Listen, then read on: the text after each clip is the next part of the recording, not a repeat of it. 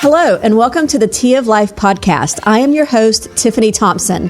This is our very first episode of the new year and new season, season 4. We did take a little bit of a break there, and it was a much needed break. We had a great, very extended holiday season.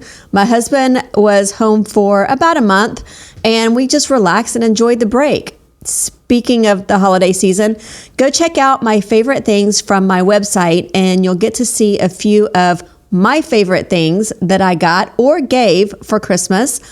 They could be some really great ideas for you if you need some gift giving ideas throughout this year, or if you just want to buy something new for yourself. There's always that, right?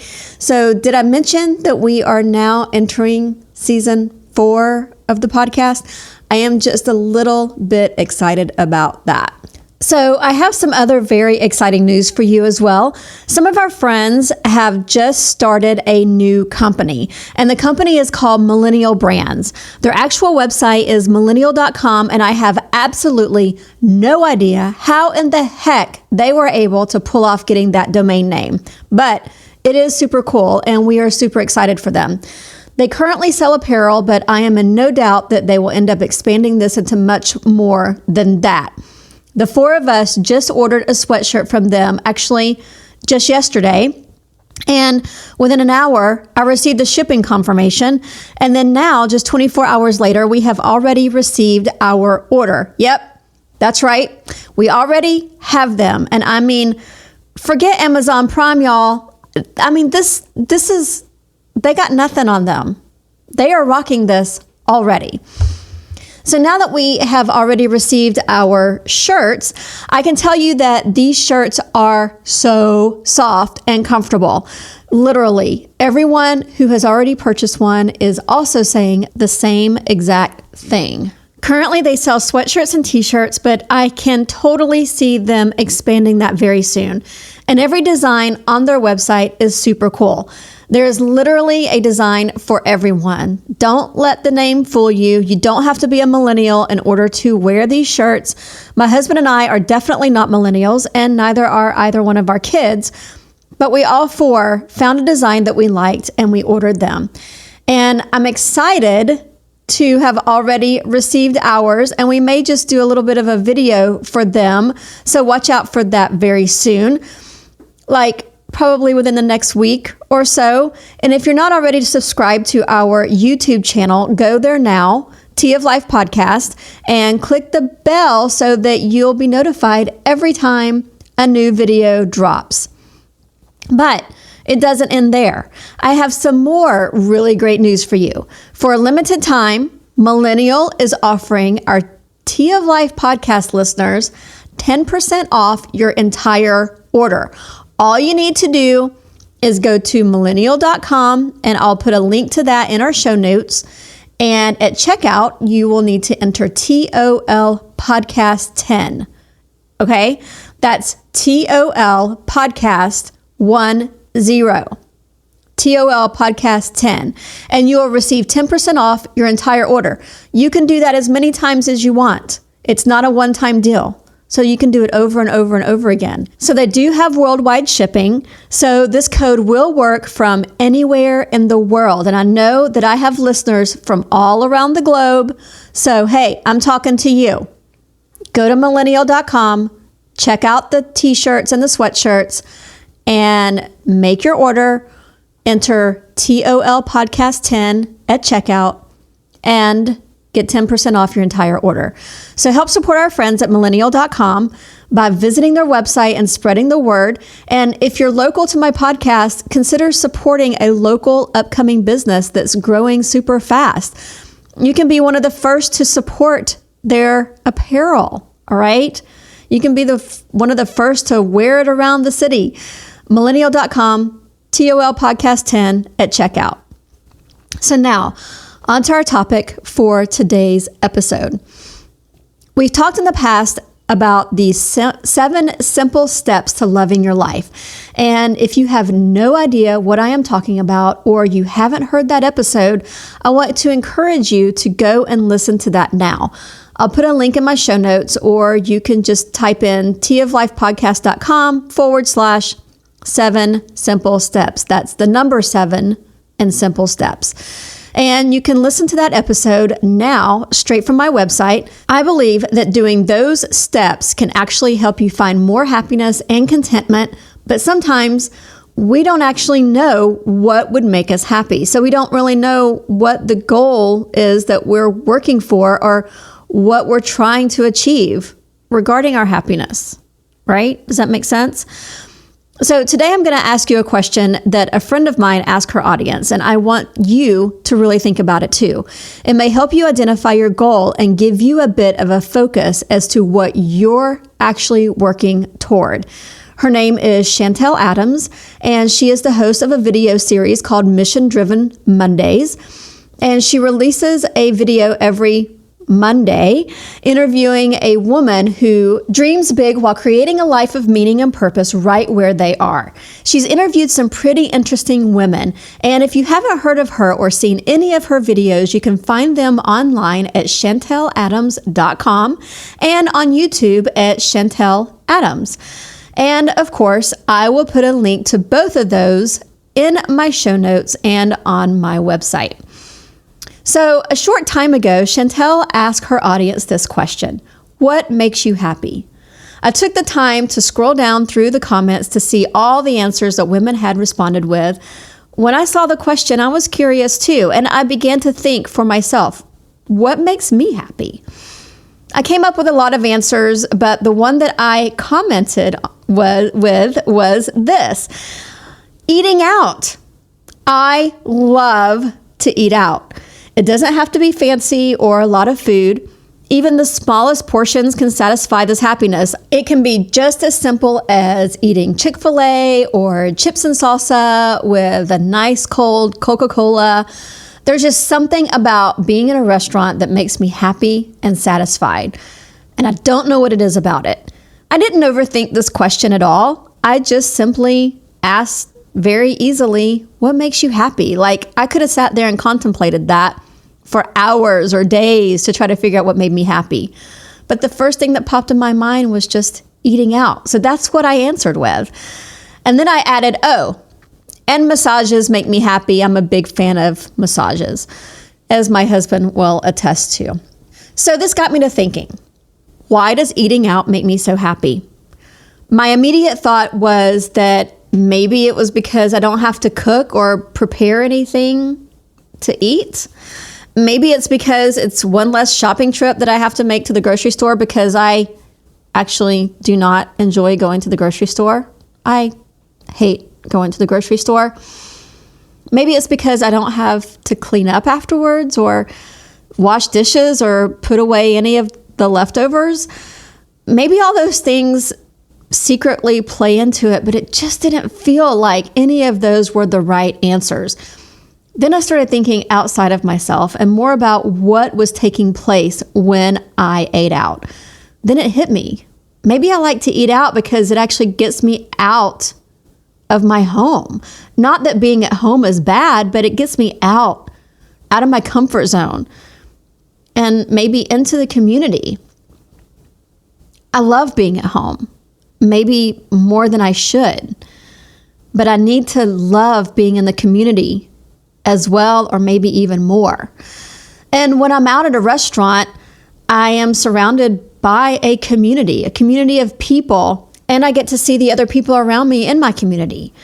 I get to enjoy a meal with those around me, even though I may never speak to them while we're eating.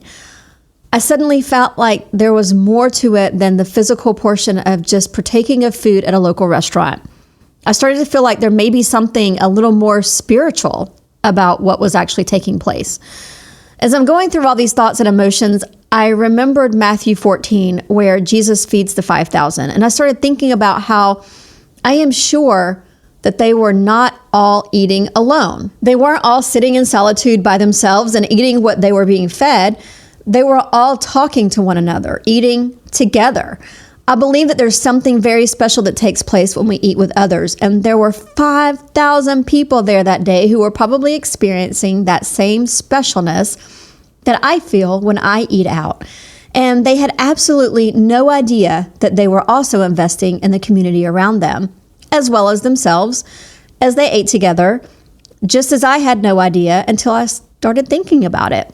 I am positive that all 5,000 people did not already know each other. So during this time, they had an opportunity to build a relationship, get to know some of the other people around them, hear their stories, create similar experiences together, create community memories that would last thousands of years. Maybe some new or even deeper friendships came out of that happy hour. They did have something in common. They were all there for the same reason, to eat. They broke bread together. They were building community and didn't even know it. They were becoming a part of something bigger in their community. They were finding common ground. Now, everyone there had something in common. Everyone there had the same story to tell. For a few years now, I've been doing some intense research on my family tree, and I've been able to find out some very interesting and awesome things about my lineage. But one thing that sticks out to me the most is that a line of my family moved to this community, the community that I was born and raised in and am still actively involved in. They moved here in 1800. I can trace back when my family first moved to the community that I am currently active in, and I think that's pretty cool. I have not always thought that this was cool. I can remember growing up with a big bad attitude about it and thinking that I was not going to stay around these parts very long because it was time for my family tree to branch out into another part of the world. And as a little girl, I dreamed of all the places I would go. I moved away, all right. I moved about 20 miles from my family land. I obviously didn't get very far. However, now that I'm older, I find it kind of cool that I am still here. And now that I have found my being here dates back to 1800, I think it's even cooler. So, however, over time, my attitude has changed. I have learned that living here for so long has given me a huge sense of community. It has allowed me to develop relationships over a very long, extended period of time. It allows me to have a sense of belonging. This is my land. I feel that every time I get out into the community, I'm adding more value to the value that my great-grandparents, my great-great-grandparents, my great-great-great-grandparents, and great-great-great-great-grandparents, and so on. But the value that they found in this part of the world as well. So back to the eating out part of my story. When we decide to meet with someone, a lot of the time we will ask them to meet us for a meal. Breakfast, lunch, dinner, maybe even coffee. I think coffee or drinks count as well. I totally think that. It's a big social aspect of our community, but have we ever wondered where that came from? Have we ever wondered why we want to meet for a meal or for a drink? It's really because we're not only feeding our bodies, we're also feeding our relationship with that other person. It's connected. It means something. Something special deep down inside is taking place when we do this, a spiritual connection per se. I believe that this is something that is very important in building a relationship. It's usually the very first date that we have with our spouse. It started with the first date meal. One of the very first things that a mother does after giving birth to a child is she feeds him. It's one of the very first things that a new married couple does. They cut the wedding cake together and feed it to each other. This is why parties always serve food. Have you ever shown up to any kind of a meeting and there was not anything served? It feels weird, like something is off. You may not even notice it at first, but I bet if someone asked you, you would say, yeah, something is off. I call it a community bond.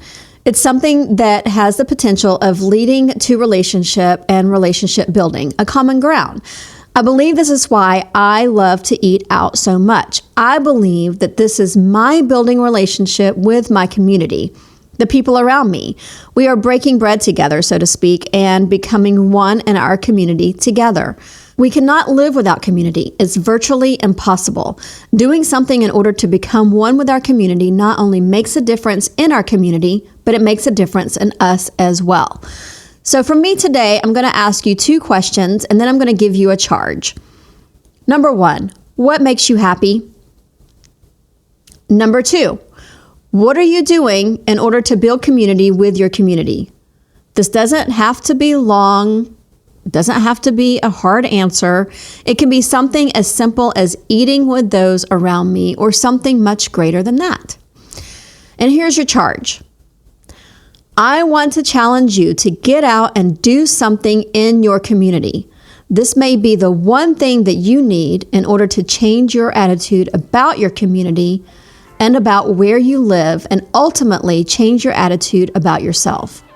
And remember, go listen to the 7 simple steps to loving your life. So thank you for joining me today. Please make sure that you go and subscribe on our YouTube channel for any upcoming videos. We will be posting one soon for the millennial shirts. And oh yeah, so remember the video that we did about the marbles? That video was about 1.5 years ago, I believe, and it talked about how many weeks we had left before our firstborn turned 18. Well, the time is here, and he turns 18 tomorrow. Yeah, so we have another video for you showing us moving over that very last marble. And we've also gained a little bit of wisdom during the past 1.5 years. While we've been semi-dreading this day to come, I'm actually not dreading it as much as I thought I would. And we can talk a little bit about that in our new video. But go back and watch our earlier video about it and listen to the episode that goes along with that video. It's called Losing My Marbles. And you can find it at toflifepodcast.com/losing my marbles. And if you're just now finding us and you haven't already subscribed, you can do that now. You can find us on Apple Podcasts, Google Podcasts, Spotify, or anywhere you listen to your podcast. We are also on Facebook and Instagram at T of Life Podcast.